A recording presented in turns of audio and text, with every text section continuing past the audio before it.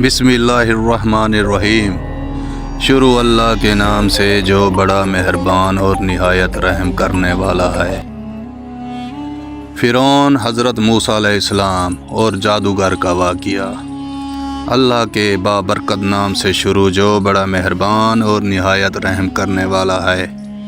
پیارے دوستو، فرعون مصر کا ایک ظالم اور جابر بادشاہ تھا جس نے اپنی قوم بنی اسرائیل کو گمراہ کرنے کے لیے جادو کا سہارا لے رکھا تھا۔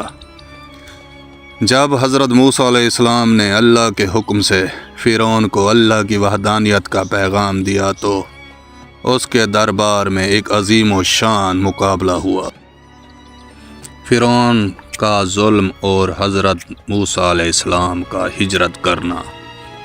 فرعون نہ صرف خدا کو خدا کہلواتا تھا بلکہ بنی اسرائیل پر بے حد ظلم و ستم ڈھاتا تھا۔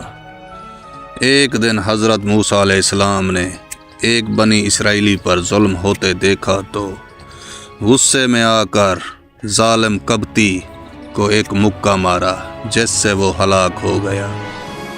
جب فرعون کو اس واقعے کی خبر ہوئی تو اس نے حضرت موسیٰ علیہ السلام کو قتل کرنے کا حکم دیا۔ حضرت موسیٰ علیہ السلام یہ خبر سن کر مدین کی طرف ہجرت کر گئے اور وہاں حضرت شعیب علیہ السلام کی خدمت میں کچھ عرصہ بکریاں چراتے رہے۔ بعد میں حضرت شعیب علیہ السلام کی بیٹی سے نکاح کیا اور اپنے اہل خانہ کے ساتھ مصر کی طرف روانہ ہوئے۔ نبوت ملنے اور اللہ کا حکم۔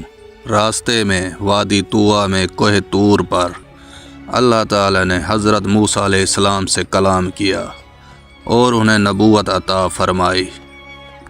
اللہ نے انہیں 2 معجزات عطا کیے۔ پہلا عصا مبارک، جب اسے زمین پر ڈالتے تو وہ ایک عظیم اسادہ بن جاتا۔ دوسرا ید بائزہ، بغل میں ڈال کر نکالتے تو ہاتھ سورج کی مانند چمکتا۔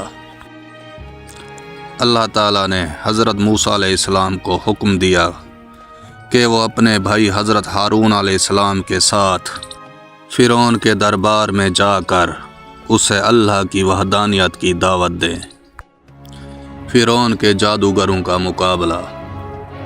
فرعون نے موسیٰ علیہ السلام کے معجزات کو جادو قرار دیا اور اپنے دربار مصر کے ماہر جادوگروں کو جمع کر لیا۔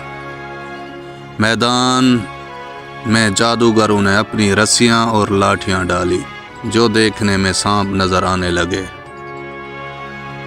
اللہ کے حکم سے حضرت موسیٰ علیہ السلام نے اپنا عصا زمین پر ڈالا جو ایک عظیم اسادہ بن کر ان سب سانپوں کو نگل گیا۔ یہ دیکھ کر جادوگر سمجھ گئے کہ یہ جادو نہیں بلکہ اللہ کا معجزہ ہے اور وہ فوراً سجدے میں گر کر ایمان لے آئے۔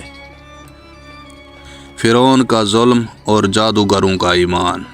جادوگروں کے ایمان لانے پر فرعون غضبناک ہوا اور انہیں سخت سزائیں دی، مگر وہ اپنے ایمان پر ڈٹے رہے اور شہادت کا رتبہ پا گئے۔ اللہ تعالیٰ نے فرعون کو موسیٰ علیہ السلام اور بنی اسرائیل کے سامنے ذلیل و رسوا کیا۔ آخر کار وہ اپنے لشکر سمیت دریائے نیل میں غرق ہو گیا۔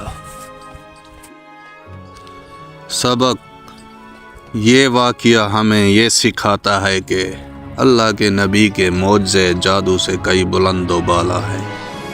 اللہ کے حکم کے آگے کوئی طاقت نہیں ٹھہر سکتی۔ اللہ تعالی ہمیں حق پر چلنے کی توفیق عطا فرمائے۔